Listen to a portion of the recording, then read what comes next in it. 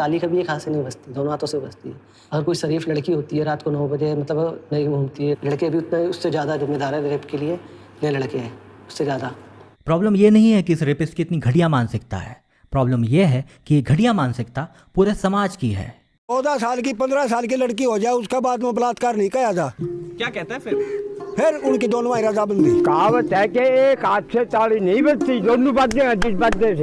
जब तक इनका खुला रहेगा तो बलात्कार ही होना है। तालियां बेटा दोनों एक तरफ से बजती है, एक तरफ से नहीं बजेगी। तो लड़के को खाली भागीदार क्यों माना जाता है? लड़की को घर बिठा देते हैं, लड़के को जेल भेज देते हैं। हाँ, रेप के केसेस में भी लड़कियों की गलती होती है। लड़कियों की भी तो कुछ गलती होगी जब भी तो रेप होया है। रिसर्चर्स हमें पता चलता है कि ज़्यादातर मर्डरर्स मर्डर का ब्लेम विक्टिम पर नहीं डालते, मगर ज़्यादातर रेपिस्ट रेप का ब्लेम अक्सर विक्टिम पर डालते हैं। One of the rape myths is victim blaming, that it was her fault, and it makes it very easy to then absolve yourself of all the issues and the crime itself. और यही reason है कि rapist repeat offenders होते हैं, वो बार बार ये crime करते हैं और इस क्राइम को जस्टिफाई भी, और वो ये सीखते हैं हमारे इस रेप कल्चर से पीड़ित समाज से, रेप कल्चर को डायरेक्टली और इनडायरेक्टली प्रमोट करने वाले इन्फ्लुएंसर्स से, बाबाओं से, नेताओं से। छोटे कपड़े, देर रात घर से बाहर, लक्ष्मण रेखा, घूंघट बुरखा, संस्कार मर्यादा, उसकी मर्जी थी, she was asking for it. इस रेप कल्चर में हम रेपिस्ट को छोड़कर हर एक चीज़ पर ब्लेम डालते हैं, और हर एक चीज़ से मेरा मतलब हर एक चीज़ पर। चाउमीन खाने से रेप होता है, जैसे हम फास्ट फूड खाते हैं शरीर के अंदर गर्मी बढ़ती है। लड़कियों की भी गलती होती है भाई, ताली एक हाथ से नहीं बजती है, बस एक तरफ आपका हाथ होना चाहिए और दूसरी तरफ ऐसी बात करने वाले का गाल। इस वीडियो को कुछ लोग दिल पर लेंगे, कुछ देश पर और कुछ धर्म पर, और इस बार तो मैं चाहता हूं कि आप सारी ही जगह ले लो। तो इसलिए हम किसको ब्लेम करें? दोनों तरफ के आर्गुमेंट्स हैं, भला इसका दोष किसको दिया जाए? इसकी फैमिली में ऐसा कुछ होता तो ये सोच विचार करता कि इसका दोष किसको दिया जाए। रेप क्राइम में कोई सोच भी कैसे सकता है कि इसका दोष किसको दिया जाए? और समाज भी कमाल है ना, घर परिवार कैसे चलाना है ये राय भी उनसे लेता है जो खुद घर परिवार छोड़ के बैठे हैं। इसका दोष जाता है हमारी मीडिया को। एक तो कुछ बिगाड़ जो हुआ इस मोबाइल से हुआ। सही तो बात है महाराज, पहले जब मीडिया और मोबाइल नहीं होते थे तब बलात्कार भी कहाँ होते थे? नहीं पहले नहीं होते थे। वैसे और क्या कारण है महाराज जी इन रेप केसेस का? सेकंड कारण है हमारा एजुकेशन सिस्टम। मतलब टूटा फूटा ही सही, मगर जो एक मात्र सहारा है समाज को बेहतर बनाने का, लोगों से हम अब वो भी छीन लें। तो जब वैल्यूज है ही नहीं तो निश्चित रूप से रेप केसेस तो बढ़ेंगे ही बढ़ेंगे। तुम्हारा रिलीजन देता है ना वैल्यूज तो, और भारत की रिलीजियोसिटी पर तो किसी को शक होगा नहीं, तो फिर भी रेप केसेस क्यों हो रहे हैं? It happens because of law of Karma. एक 6 महीने की छोटी बच्ची के साथ रेप और मर्डर हुआ, उसने कौन से बुरे कर्म किए थे? लेकिन हो सकता है यही मासूम बच्चा पिछले जन्म में एक ऐसी औरत था जिसने कि अबॉर्शन करके अपने पेट में, अपनी कोख में एक मासूम बच्चे को मारा था। चलो छोड़ो महाराज, सॉल्यूशन बताओ क्या करना है इसके लिए? Everyone should become devotee of the Lord. तो अब रेप के सॉल्यूशन में भी इस्कॉन को अपने भगवान का ही प्रचार करना है। ले लो। धर्म प्रचारकों से याद आया, एक संत कह रहे हैं कि लड़कियां कभी कभी रेप एंजॉय करती हैं। It is not that the women do not like rape. They like sometimes. They willingly. After all, it is an eating sensation. So either by force or by willing, if there is eating, everyone feels sensation. एक संत कह रहे हैं कि गलती सिर्फ एक तरफ से नहीं होती। गलती एक तरफ से नहीं होती। एक संत ने तो रेप कर ही दिया। Asaram are now convicted in this rape case of 2013. और एक संत दूसरे रेपिस्ट संत को भगवान से कंपेयर कर रहा है। हमें ये भावना करनी है कि आसाराम मेरे राम है। मेरी निगाह में वो शख्स आदमी भी नहीं जिसे लगा है जमाना खुदा बनाने में। बाय द वे, संतों से मेरा मतलब सभी धर्म के ठेकेदार। धर्म करते होंगे भेदभाव, मैं नहीं करता। मेरे लिए सारे ही धर्म बराबर हैं, इक्वली यूजलेस। नजरों का भी दोष होता है, कपड़ों का भी तो दोष होता है। यह है हमारे पूके बाबा, समाज के मार्गदाता, भारत भाग्य विधाता। जिस आदमी को बिल्डिंग का चौकीदार नहीं होना चाहिए उसे आपने देश का बना रखा है। इस सज्जन को क्या तकलीफ है भाई? मेरा मतलब जिसे घर के बाहर भी खड़ा नहीं रखना चाहिए उसे आपने पेडेस्टल पर बिठा रखा है। गौरी गोपाल परिवारों को डायमंड बटन प्राप्त हुआ है। We worship women during the day and gang rape them at night. यही असली वास्तविकता है भारत की, मगर ऐसा कोई इंटरनेशनल मंच पर कह दे तो हम सब उसे बॉयकॉट करने लगते हैं, उसे एंटी नेशनल कहते हैं। भाई देश की इज्जत का सवाल है। देश के कैपिटल में देश की निर्भया के साथ चाहे कितनी भी दरिंदगी हो, लेकिन जब उसी इंसिडेंट पर इंडियाज डॉटर नाम की डॉक्यूमेंट्री बनती है तो भारत सरकार उसे बैन कर देती है, क्योंकि देश की इज्जत का सवाल है। पता नहीं किसने समाज की इज्जत महिलाओं की योनि में रखी, मगर अब रख ही दी है तो महिलाओं की इज्जत बचा लो, देश की इज्जत अपने आप बच जाएगी। आइए इस महिलाओं को पूछने वाले महान देश की महानता को महिलाओं की स्थिति से ही समझते हैं। एक बार ये जेंडर गैप इंडेक्स देखिए, जो महिलाओं की इकोनॉमिक अपॉर्चुनिटी, एजुकेशन, हेल्थ और पॉलिटिकल एम्पावरमेंट को दर्शाता है। अरे ये 80 कंट्रीज भी ना, इंडिया 146 कंट्रीज में 129 रैंक पर है। बस टॉप ही करने वाले थे नीचे से। 2021 में डोमेस्टिक वायलेंस के करीब 1,38,000 केसेस, मतलब हर 4 मिनट में एक केस। और हो भी क्यों ना, करीब आधे भारत के लिए डोमेस्टिक वायलेंस नॉर्मल जो है। 2022 में करीब 31,000 रेप केसेस, मतलब हर दिन के करीब 85 रेप केस, और कन्विक्शन रेट 28%। कंपैरिजन के लिए ब्रिटेन और कनाडा का कन्विक्शन रेट 60 और 42% है। और हमारे कोर्ट भी इतने फास्ट है कि कभी कभी विक्टिम को जस्टिस नसीब होने से पहले मौत नसीब हो जाती है। जैसे एक महिला का रेप केस, जब उसका नंबर आया तो उसे मरे हुए 5 साल हो चुके थे। 2019 में कोर्ट में करीब 1.5 लाख रेप केसेस पेंडिंग पड़े थे, जबकि हमारे संविधान निर्माताओं ने रेप को rarest of the rare crime में डाला था। A staggering 445,000 cases of crimes against women were recorded in 2022. और ये सब वो केसेस हैं जो रिपोर्ट हुए हैं। भारत की महिलाएं कितनी आज़ाद हैं, वो कितनी आसानी से रिपोर्ट करवा सकती हैं, उन्हें अपने कितने राइट्स पता है। अगर इन सब बातों को अकाउंट में लिया जाए तो जो असली नंबर है उसे ना ही हम प्रोसेस कर पाएंगे और ना ही हजम। Of course not all man but all women.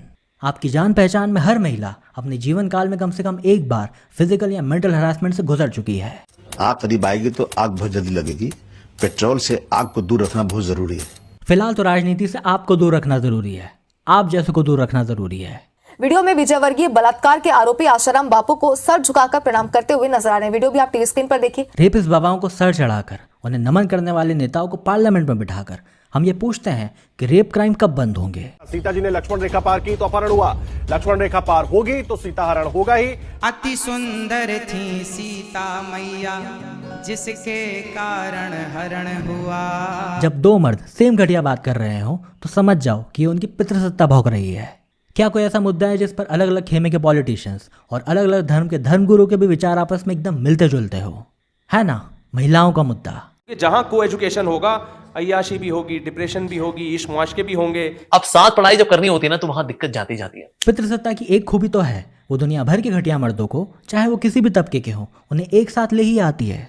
Let's see the ground reality, what's happening in these schools. लड़का और लड़की डांस कर रहे हैं, और बाय द वे इस्कॉन को कब से डांस से प्रॉब्लम होने लगी?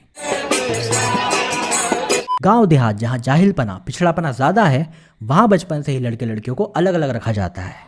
और कहां अलग अलग रखा जाता है पता है? गुरुकुल और मदरसों में। कमाल है, हमारे पवित्र स्थान पिछड़ी और जाहिल जगहों से मेल खाते हैं। इस घटिया पिछड़ी सोच की वजह से ही लड़के लड़कियां एक दूसरे के लिए बड़े होने तक एक मिस्ट्री बन जाते हैं। ना सेक्स एजुकेशन है और ना ही दूसरे जेंडर से कोई एक्सपोजर। और फिर जैसे ही जेंडर को फिजिकली डोमिनेट करने का मौका मिलता है वो कर देता है।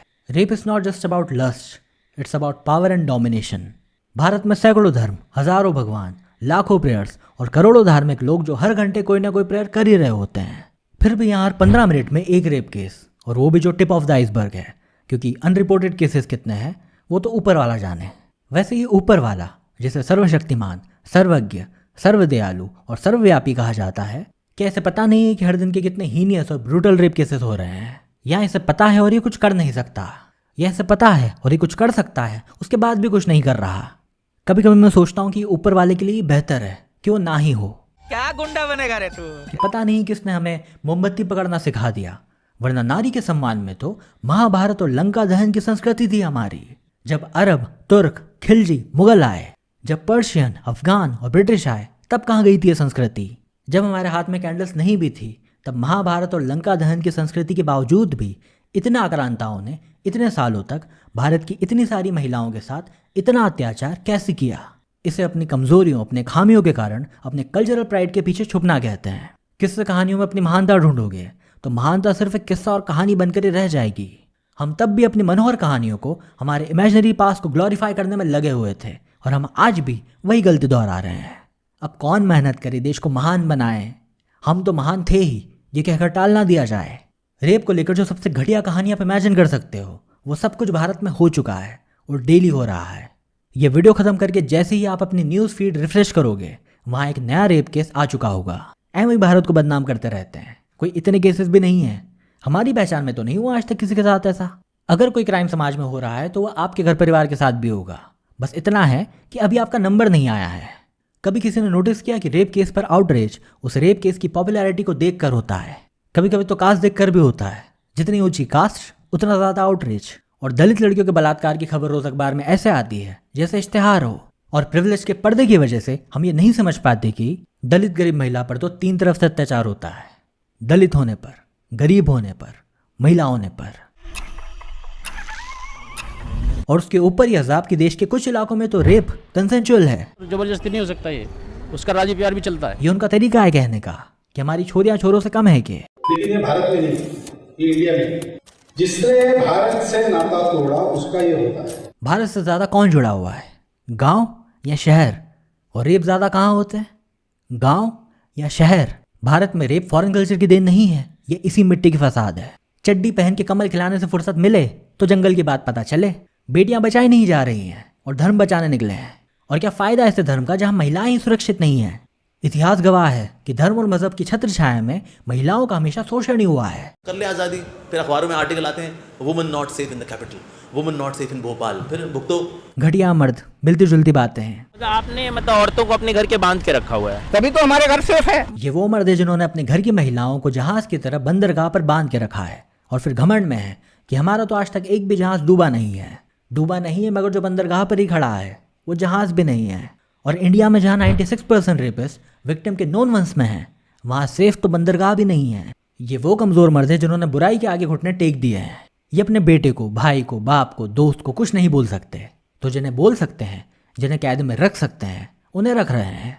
लड़कों की घटिया परवरिश का हट जाना लड़कियों की आज़ादी क्यों चुकाए? लड़के ओछी हरकत कर सकते हैं, उसमें लड़कियां घर से बाहर क्यों ना जाएं? और जब लड़के ही क्राइम कर रहे हैं तो क्यों ना घर में लड़कों को ही रखा जाए? थोड़ी घुटन महसूस हुई कि लड़कों की आज़ादी कैसे छीन सकते हैं, बिल्कुल वैसे ही जैसे अब तक लड़कियों की आज़ादी छीन रखी थी। इन सभी मर्दों की घटियापन का स्रोत है पितृसत्ता, जो रेप कल्चर का पालन पोषण करती है। पितृसत्ता वो पैरासाइट है जो समाज में रहते हुए समाज को अंदर से खोखला कर देता है।